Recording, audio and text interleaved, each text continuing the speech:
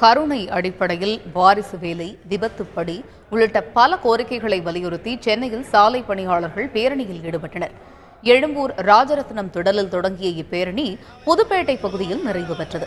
700க்கும் மேற்பட்ட சாலை பணியாளர்கள் இதில் கலந்து கொண்டனர். போராட்டத்தின் போது காலி பணியிடங்களை நிரப்ப வேண்டும், 41 மாத பணி நீக்க காலத்தை பணிக்காலமாக அறிவித்திட வேண்டும், சீருடை, சலவைப்படி, விபத்துப்படி வழங்கிட வேண்டும், அரசு கருவூலம் மூலம் ஊதியம் வழங்கிட வேண்டும் என்பன உள்ளிட்ட பல அடுக்கடுக்கான கோரிக்கைகளை அவர்கள் முன்வைத்தனர்.